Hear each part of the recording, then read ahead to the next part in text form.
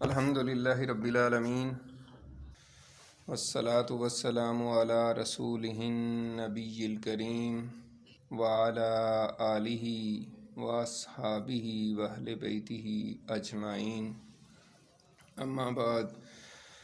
آج ہم ریاض الصالحین کا 130واں باب پڑھیں گے، اور یہ آج ہماری جو یہ کتاب ہے مکمل ہو جائے گی، یعنی 2 جلدوں میں ہے ریاض الصالحین۔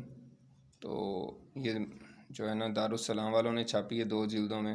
اس میں کیونکہ فوائد وغیرہ بھی انہوں نے بیان کیے ہیں، تو اس وجہ سے 2 جلدوں میں یہ بنائی ہے انہوں نے۔ ویسے اصلاً ایک ہی جلد میں یہ کتاب ہے، تو آج یہ ہماری کتاب پہلی جلد مکمل ہو جائے گی۔ اور اسی طریقے سے جیسے آپ لوگوں کو معلوم ہے، آج ہمارا قرآن مجید کی تفسیر کا جو ہے نا وہ بھی انشاءاللہ تعالی مکمل ہو جائے گی، ہماری تفسیر بھی۔ اور یہ تقریباً 11 سال اور 2 ماہ بعد جو ہے نا مکمل ہو رہی ہے، الحمدللہ ثم الحمدللہ۔ یہ اللہ کے فضل اور اللہ کی توفیق سے ہی سارا کچھ ہو رہا ہے۔ تو شروع کرتے ہیں۔ خواب اور اس کے متعلقات کا بیان۔ قال اللہ تعالی ومن آیاتہ منامکم باللیل والنہار۔ اللہ تعالیٰ نے فرمایا، اس اللہ کی قدرت کی نشانیوں میں سے تمہارا رات اور دن کو سونا بھی ہے۔ یعنی انسان سوتا ہے، اس کا شعور ختم ہو جاتا ہے، تو اللہ تعالیٰ نے قرآن مجید میں اصل میں اس کو بھی اپنی ایک نشانی کے طور پہ اور اپنی وحدانیت کا، اپنی توحید کے دلائل کے طور پہ اور کمال قدرت کے طور پہ اس کو بیان کیا ہے۔ تو اصل میں باب کا جو نام میں نے جس طرح بتایا ہے، خواب اور اس کے متعلقات کا بیان۔ تو اس حوالے سے پہلی حدیث ہے، حضرت ابو ہریرہ رضی اللہ تعالیٰ عنہ سے روایت ہے کہ میں نے رسول اللہ صلی اللہ علیہ وسلم کو فرماتے ہوئے سنا، نبوت کے حصوں میں سے صرف مبشرات باقی رہ گئی ہیں۔ صحابہ کرام نے پوچھا، مبشرات یعنی خوشخبری دینے والی چیزوں سے کیا مراد ہے؟ آپ نے جواب میں ارشاد فرمایا، نیک خواب۔ اسی طرح اگلی حدیث ہے، حضرت ابو ہریرہ رضی اللہ تعالیٰ عنہ ہی سے روایت ہے، نبی اکرم صلی اللہ علیہ وآلہ وسلم نے فرمایا، جب زمانہ قیامت کے قریب ہو جائے گا تو مومن کا خواب جھوٹا نہیں ہوگا، اور مومن کا خواب نبوت کا 46واں حصہ ہے۔ اور یہ متفقن علیہ حدیث ہے، بخاری اور مسلم کی حدیث ہے، اور بڑی اہم حدیث ہے۔ اس میں ہماری فضیلت بھی ایک طرح سے بیان ہو رہی ہے کہ جو قیامت کے قریب ایمان والے ہوں گے ان کے خواب زیادہ سچے ہوں گے، جلدی یعنی کہ ان کے خواب جو ہے سچے ہوا کریں گے۔ ایک اور روایت میں ہے، تم میں خواب کے اعتبار سے زیادہ سچے وہ لوگ ہیں جو تم میں بات میں سب سے زیادہ سچے ہیں۔ یعنی سچا خواب اسی شخص کو آئے گا جو سچ بولتا ہے ہمیشہ۔ یہ نہیں ہے کہ دن کو تو سارا دن جھوٹ بولتا رہے اور امید رکھے کہ مجھے خواب سچے آئیں گے، تو اس طرح نہیں ہوتا۔ یعنی نبی پاک صلی اللہ علیہ وسلم نے فرمایا کہ سچے خواب اسی کو آئیں گے جو ہمیشہ سچ بولتا ہے۔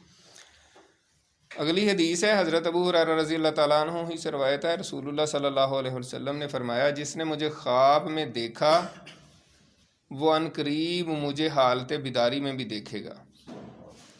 اب اس پہ تشریح کرنے والوں نے لکھا کہ روز قیامت حالت بیداری میں دیکھے گا، یا فرمایا گویا کہ اس نے مجھے بیداری میں دیکھا اس لیے کہ شیطان میری صورت اختیار نہیں کر سکتا۔ یہ بھی بخاری اور مسلم کی حدیث ہے۔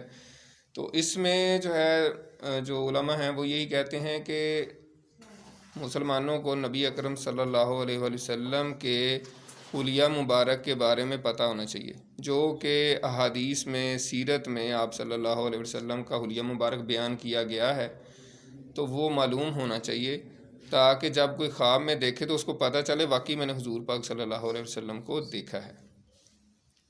اگلی حدیث ہے، حضرت ابو سعید خدری رضی اللہ تعالیٰ عنہ سے روایت ہے، انہوں نے نبی اکرم صلی اللہ علیہ وسلم کو فرماتے ہوئے سنا، جب تم میں سے کوئی شخص پسندیدہ خواب دیکھے تو وہ اللہ کی طرف سے ہے، لہٰذا وہ اس پر اللہ کی حمد کرے اور اسے بیان کرے۔ ایک اور روایت میں ہے چنانچہ وہ اسے صرف ایسے لوگوں کے سامنے بیان کرے جو اس سے محبت رکھتے ہیں۔ اچھا خواب جو ہے وہ اللہ تعالیٰ کی طرف سے، جیسے پہلی حدیث میں ہم نے پڑھا ہے، یہ مبشرات میں سے ہے، نبوت کے 46واں حصے میں سے ایک حصہ ہے، یعنی نبوت کا 46واں حصہ ہے۔ تو وہ بہت بڑی قیمتی چیز اللہ تعالیٰ نے آپ کو دی ہوتی ہے۔ اگر آپ اس کو عوام میں اور جس کو مرضی سنا دیں، اور ایسے بندے کو سنائیں جو اس کی قدر ہی نہ کرے، یا اس پہ یہ نہ کہے کہ یار بہت مبارک خواب انشاءاللہ اچھا آپ کے ساتھ ہوگا، وہ کہے کہ یار ایسے ہی تمہیں خواب آ گیا، تو وہ ضائع ہونے کا خطرہ ہوتا ہے۔ اس لیے اچھا اور نیک خواب جو کہ اس بندے کو پتہ چل جاتا ہے بڑا مبارک خواب میں نے دیکھا ہے، تو وہ اپنے مخلص ترین دوستوں کو بتانا چاہیے، جو آپ سے محبت کرنے والا کوئی بھی شخص ہے، جو قدر کرتا ہے، جو محبت رکھتا ہے، جو آپ کا خیر خواہ ہے، جو آپ کے خواب بتانے پہ کہے گا انشاءاللہ یہ اس کی یہ تعبیر ہوگی، بہت اچھا خواب ہے، اس کی بہت اچھی تعبیر ہوگی۔ یہ نہیں ہے کہ وہ کہے کہ او یار ایسے خیال آتے رہتے ہیں، تم کہاں یہ کر سکتے ہو، تم وہ ایسے، مطلب اس طرح کے بھی لوگ ہوتے ہیں۔ تو ایسے بندے کو قطعاً ایسا خواب نہیں بتانا ہوتا۔ اور دوسری اس میں اگلی بات جو ہے، اور جب اس کے برعکس ناپسندیدہ بات خواب میں دیکھے تو وہ شیطان کی طرف سے ہے، لہٰذا وہ اس کے شر سے پناہ مانگے اور کسی کے سامنے اسے بیان نہ کرے، کیونکہ وہ اسے نقصان نہیں دے گا۔ یعنی برا خواب دیکھے تو کسی کو بھی بتانے کی ضرورت نہیں ہے، اپنے اچھے دوست کو بھی بتانے کی ضرورت نہیں ہے، کسی انسان کو بتانے کی ضرورت نہیں ہے، بس وہ آپ اپنے تک ہی رکھیں، اور آگے اس کی آ جائے گی کہ کیا کرنا چاہیے۔ اگلی حدیث ہے حضرت ابو قتادہ رضی اللہ تعالیٰ عنہ سے روایت ہے، نبی اکرم صلی اللہ علیہ وسلم نے فرمایا، نیک خواب، اور ایک روایت میں اچھا خواب اللہ کی طرف سے ہے اور برا خواب شیطان کی طرف سے، لہٰذا جو شخص کوئی ناپسندیدہ چیز خواب میں دیکھے تو اپنی بائیں جانب 3 مرتبہ پھونک دے اور شیطان سے پناہ مانگے تو یہ خواب اسے نقصان نہیں پہنچائے گا۔ یہ بھی بخاری اور مسلم کی حدیث ہے۔ مزید وضاحت جو ہے نا اگلی حدیث میں ہے، حضرت جابر رضی اللہ تعالیٰ عنہ سے روایت ہے، رسول اللہ صلی اللہ علیہ وسلم نے فرمایا، جب تم میں سے کوئی شخص ناپسندیدہ خواب دیکھے تو اپنی بائیں جانب 3 مرتبہ تھوکے، یعنی تھوکے سے مطلب ہے تھو تھو کر دے، یعنی ایکچول تھوکنا نہیں مراد، یعنی تھو تھو کر دے، اور 3 مرتبہ اللہ کی بارگاہ میں شیطان سے پناہ مانگے اور اپنے اس پہلو کو بدل لے جس پر وہ لیٹا ہو۔ یہ مسلم شریف کی صحیح حدیث ہے۔ تو اس سے بھی یعنی کہ اس کو وہ چینج کرے گا، اور اس سے اس کے خواب جو ہے نا برا خواب اس کو نقصان نہیں پہنچائے گا۔ آخری حدیث ہے آج کی، حضرت ابو اسکا واصلہ بن اسکا رضی اللہ تعالیٰ عنہ سے روایت ہے، رسول اللہ صلی اللہ علیہ وسلم نے فرمایا، بلا شبہ سب سے بڑا افتراء یعنی بہتان یہ ہے کہ آدمی اپنے باپ کے علاوہ کسی اور کی طرف اپنی نسبت کرے، یعنی کوئی اپنے باپ کا نام بدل کے کہے کہ نہیں جی میں فلاں کا بیٹا ہوں، ٹھیک ہے، اور اسی کی ذیل میں اپنی جو کاسٹ ہے وہ بھی آ جاتی ہے ایک طرح سے، یعنی آپ کا جو خاندان ہے، جو آپ کی کاسٹ ہے، اس کو بدل کے کوئی اور نہیں بنا لینی چاہیے۔ اس کا مطلب کہ آپ نے تو اپنے خاندان ہی بدل لی ہے، تو باپ بھی اس میں شامل ہے نا، تو یہ کبیرہ گناہ ہے، ٹھیک ہے۔ اسی طرح اپنی آنکھ کو وہ کچھ دکھائے جو اس نے نہیں دیکھا، یعنی بغیر کچھ دیکھے یوں ہی من گڑت خواب بیان کرے کہ جی مجھے رات کو خواب میں حضور پاک نظر آئے، نعوذ باللہ، یا اور یہ تو بہت بڑی بات ہے، یعنی کوئی بھی ایسی بات کرے جو اس نے نہیں دیکھی، ٹھیک ہے، تو یہ بھی کبیرہ گناہ ہے، یعنی یہ اللہ پہ جھوٹ باندھنا ہے۔ کس طریقے سے؟ کیونکہ اللہ تعالیٰ خواب دکھاتا ہے، اور کوئی مائی کا لال کسی کو خواب نہیں دکھا سکتا۔ دنیا نے جتنی مرضی ترقی کر لی ہے، جتنی مرضی سائنس نے ترقی کر لی ہے، دنیا میں جتنے مرضی طاقتور بادشاہ ہیں، کوئی بادشاہ، کوئی سائنسدان، کوئی فلاسفر، کوئی صوفی، کوئی بھی شخص دنیا کا آپ کو کوئی خواب نہیں دکھا سکتا۔ خواب کون دکھاتا ہے؟ اللہ تعالیٰ۔ تو اگر خواب کوئی کسی نے دیکھا ہی نہ اور اپنی طرف سے بنا کے کہ جی میں نے ایسے خواب میں دیکھا، تو اس کا مطلب ہے وہ اللہ پر بہتان باندھ رہا ہے، اور یہ بھی کبیرہ گناہ ہے۔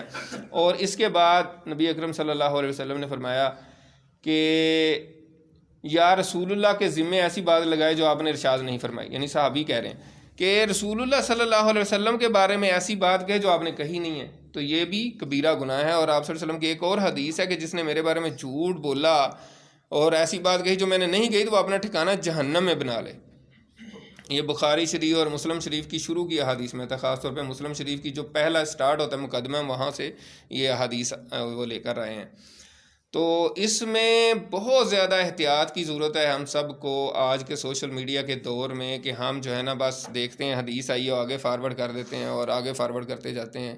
تو سوشل میڈیا پہ موضوع تک جو ہے نا حدیث پائی جاتی ہے. موضوع وہ ہوتی ہے جو من گڑت ہوتی ہے، جو نبی پاک صلی اللہ علیہ وسلم کی بات ہی نہیں ہے، ٹھیک ہے، وہ کسی نے خود ہی گاڑ کے تو چھوڑی ہوئی ہے. اور اس طرح کی بہت زیادہ پھیر رہی ہوتی ہیں من گڑت باتیں اور حدیث کے نام سے. تو اس میں بہت ہی زیادہ احتیاط کرنے کی ضرورت ہے، کیونکہ اس پہ بہت سخت وعید ہے نبی اکرم صلی اللہ علیہ وسلم کی، کہ وہ آدمی اپنا ٹھکانہ جہنم میں بنا لے جو میرے بارے میں ایسی بات کہے جو میں نے کہی نہیں ہے. تو اللہ تعالیٰ سے دعا ہے کہ اللہ تعالیٰ ہم سب کو جو ہے نا اس پر عمل کرنے کی توفیق عطا فرمائے، اور اچھا خواب جو ہے اس کو اللہ تعالیٰ کی نعمت سمجھتے ہوئے اس کی اچھی تعبیر لینے کی توفیق عطا فرمائے، اور کوئی بھی برا خواب دیکھے تو وہ کسی کو بتانے کی ضرورت نہیں ہے. وآخر دعوانا الحمدللہ رب العالمین.